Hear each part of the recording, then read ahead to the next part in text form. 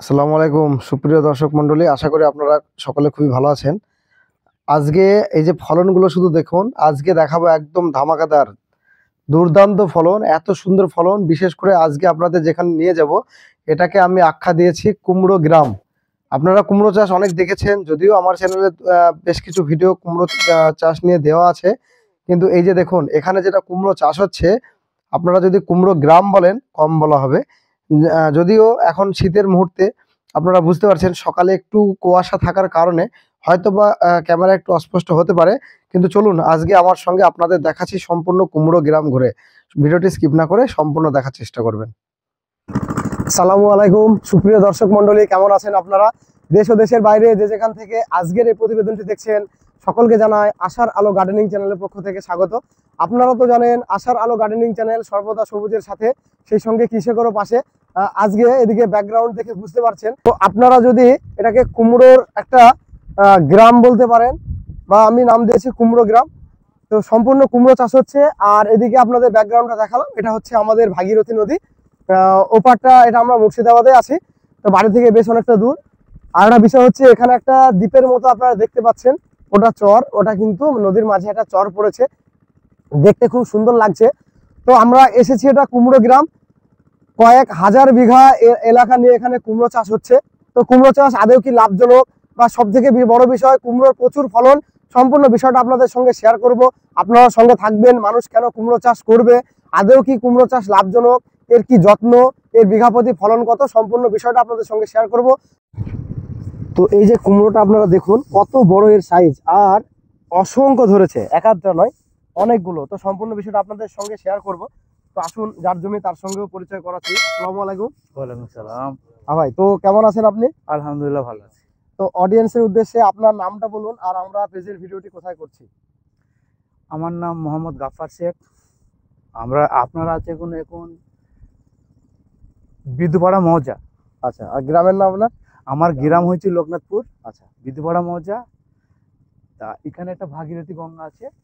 এই যে আছে এটা ভাগীরথী, ভাগীরথী, হ্যাঁ। আচ্ছা, তো এই গঙ্গার জমিতে প্রত্যেক বছরই পানি আসা যাওয়া করে। আচ্ছা, মানে এইগুলো তাহলে এই যে জমিগুলো আমরা দেখাচ্ছি, এগুলোতে কি বর্ষার যখন জল বেড়ে যায় তখন কি এগুলো তখন এখানে মাছ হয়, তাই? হ্যাঁ, তখন বন্যা হয়ে যায়, তাই তো? হ্যাঁ এবার যেহেতু এটা একটা পলি এলাকা হচ্ছে তাহলে হিসাবে, হ্যাঁ হ্যাঁ, পলি মাটি মানে চলে। পলিযুক্ত মাটিতে, মানে বিশেষ করে কুমড়ো চাষটা কি খুবই ভালো হয়? খুব ভালো হয়, আর পলিযুক্ত মাটিতে খুব ভালো হয়। এবার আপনার এই যে কুমড়োটা একটু অডিয়েন্সে দেখাতে বলবো, এই কুমড়োটা আপনি একটু হাতে দেখান, এটা কতটা বড় সাইজ। এই দেখুন, আপনারা দেখুন, চাগাতে পারছেন না। এটা মোটামুটি কত কিলো হতে পারবে? এটা 20 থেকে 22 কেজি। 20 থেকে 22 কিলো, তাই তো?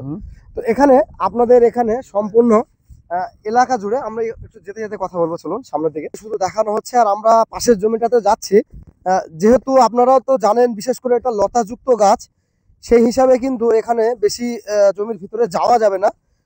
যতদূর পারছি আপনাদের দেখানোর চেষ্টা করছি। এখানে দেখুন, এই জমিটা কিন্তু গাছের গ্রোথ আরো বেশি। এই যে দেখুন কত সুন্দর কিন্তু কুমড়োটা আছে। তো আসুন একটু আমরা এই আলপথ ধরে যাব।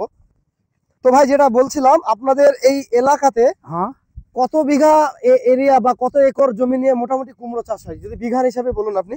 1000 বিঘা। 1000 বিঘা? 1000 বিঘা। 1000 বিঘা কুমড়ো চাষ হয়, তাই তো? 1000 বিঘা কুমড়ো চাষ হয়। শুধু আমাদের এই চরটার মধ্যে আছে, মানে আপনার এইটুকুর ভেতরে 1.5 থেকে 200 বিঘা এখানে আছে, হ্যাঁ, তাই তো? 200 বিঘা। এবার বিষয় হচ্ছে, আপনার সঙ্গে আমি যেটা জানতে চাইবো, আপনার এই যে গাছের বর্তমান যে পজিশন, এই পজিশন আপনি, আপনার গাছের বয়স কত?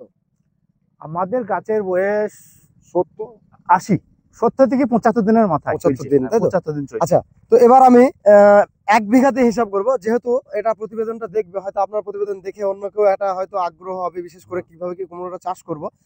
সর্বপ্রথম আপনি যখন চাষ করেছিলেন, তখন আপনি এর মাটিটা কিভাবে কি তৈরি করেছিলেন, গাছটা কিভাবে কি লাগিয়েছিলেন, না এ পর্যন্ত কি পরিচর্যা করেছেন? যেহেতু আমাদের এই জমিটা হচ্ছে পলি জমি, আমরা কোনো চাষ দিতে পারিনি। আচ্ছা, চাষ দিতে পারিনি। আমরা লাইন করে একটা দড়ি নিয়েছি, লাইন করে কুমড়োর বীজটা রেখে দিয়েছিলাম। 2 রকম সার দিয়েছিলাম। আচ্ছা, একটা 10-26 সার দিয়েছিলাম, আর ফসফেট দিয়েছিলাম। আর ওর সঙ্গে কিন্তু 20-20-0-13 সার দিয়েছিলাম। আচ্ছা। 3 রকম সার দিয়ে আমরা লাগিয়েছি। আর আপনার একটা গাছে থেকে আরেকটা গাছের গোড়ার দূরত্ব কত রেখেছেন আপনি? একটা থেকে গাছের দূরত্ব 8 হাত।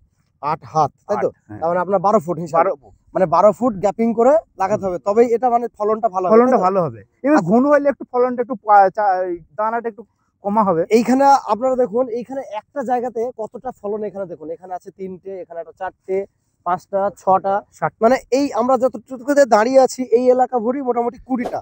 আচ্ছা, তো তারপর ওটা দিয়ে আপনার লাগানো হয়ে গেল, তারপরে এর পরিচর্যা আপনাদের যেহেতু পলি জমি বললেন সেই হিসাবে আপনাদের সেচটা লাগছে না, তাই তো? সেচটা খুব কম লাগে, দুটো কি 3টে সেচ লাগে আমাদের। আচ্ছা, তারপরে কুমড়ো গাছের বিশেষ কিছু রোগ আছে, হ্যাঁ। যেমন আপনার লতা শুকিয়ে যায়, পাতা হলুদ হয়ে যায়, অনেক ক্ষেত্রে কুঁড়ি আসে, কুঁড়িটা আপনার হলুদ হয়ে ঝরে যায়। সেক্ষেত্রে এই সমস্ত রোগের ক্ষেত্রে আপনি এদের কি পরিচর্যা করেন যে কুমড়ো যতই অধিক ফলন যাতে আপনি এর পান? জন্য আমরা প্রথম চর্চা করেছিলাম কুমড়ো চাষের জন্য। প্রথমে আমরা তার জন্য দিয়েছিলাম বুস্টার 1। আচ্ছা, বুস্টার 1, তাই তো? আচ্ছা, এটা যাতে একটু ফলটা একটু না পচে, 6 থেকে 7 পাতার মাথায়, আচ্ছা, বা 8 পাতার মাথায়। আচ্ছা, আচ্ছা, এরপরে ওটা দিয়ে একটু ফলটা একটু কম যাতে পচে, কিন্তু পচবেই, জালিও আসবে। আর জালি সব তো টিকবে না, না, সেটা তো- সব টিকবে না, সব আসবে। তারপরেও আবার কিছু পোকা আসে, যেটা হয়েছে ফল পোকা, যেটা ফল ধরার সময় আর যেটা পড়ছে। সাদা মাছি কি একটু উৎপাত হয়? এখানে সাদা মাছি খুব কম, তাই? আছে সাদা মাছি খুব কম, বীজ দেওয়ার পর 1 থেকে 2 বার দিলি আর দেখা যায় না। আচ্ছা, তো এবার একটা বিষয় যেটা বলবো, আপনার সামগ্রিক পরিচর্যা জানা হলো।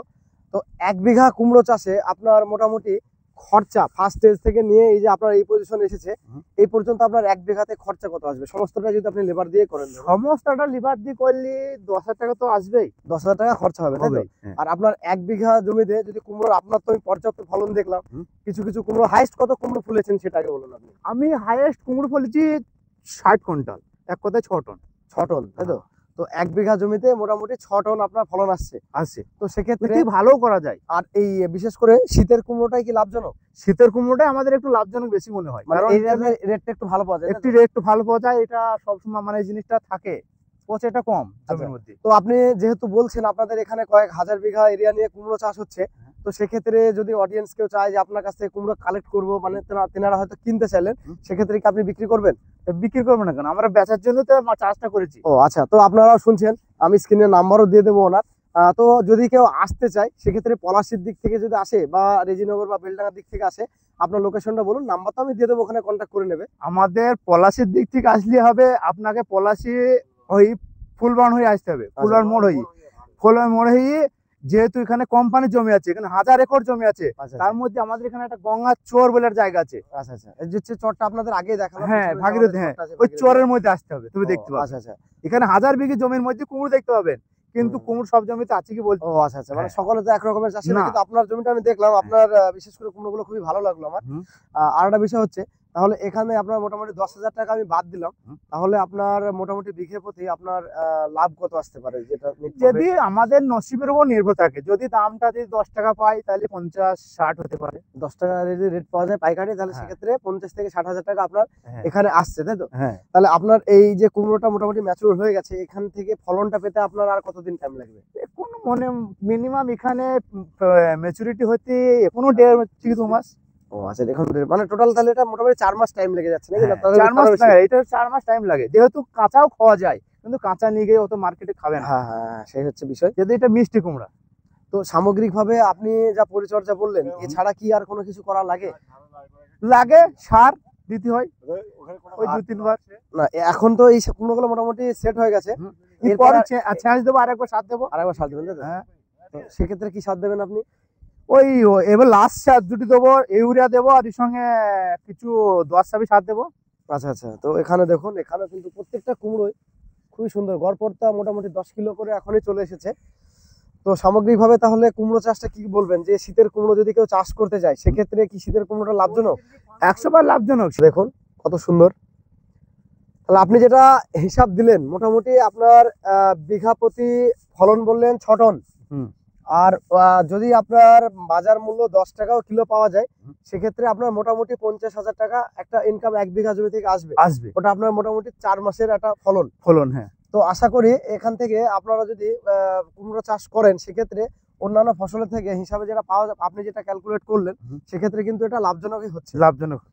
তো সুপ্রিয় দর্শক মন্ডলী, আপনারা আশা করি আজকের ভিডিওটি আপনাদের ভালো লাগবে। যেহেতু দেখুন, সবজি চাষ মানেই কিন্তু একটা লাভজনক চাষ। তো কুমড়ো চাষের ডিটেলস তো আপনাদের দেওয়া হলো, এটা তো আমি আখ্যা দিয়েছি কুমড়ো গ্রাম, যেহেতু কয়েক হাজার বিঘা এরিয়া নিয়ে কিন্তু এখানে কুমড়ো চাষ হচ্ছে। তো ভিডিওটি স্কিপ না করে সম্পূর্ণ দেখার চেষ্টা করবেন, তাহলে আজকের এই ভিডিওটি আশা করি আপনাদের কাজে আসবে। তো ভিডিওটি আজ আর বেশি লম্বা করছি না, দেশ ও প্রবাস থেকে অলরেডি আমার চ্যানেলকে যারা সাবস্ক্রাইব করে রেখেছেন তাদেরকে অসংখ্য ধন্যবাদ। আশার আলো গার্ডেনিং চ্যানেলের সঙ্গে জুড়ে থাকার জন্য। নতুনদের উদ্দেশ্যে একটি বার্তা, আপনারা আমার চ্যানেলকে সাবস্ক্রাইব করে অল নোটিফিকেশন বেলটি অন করে রাখবেন, যাতে করে আমি কোনো ভিডিও দিলে খুব সহজে আপনারা নোটিফিকেশন পেয়ে যান। তো প্রত্যেক ভিডিওর শেষে আপনাদের আমি যেটা বলি আবারও বলছি, আপনারা সকলে ভালো থাকবেন, সুস্থ থাকবেন, সবুজের সঙ্গে থাকবেন, সেই সঙ্গে আশার আলো গার্ডেনিং চ্যানেলের সঙ্গে সদা সর্বদা জুড়ে থাকবেন।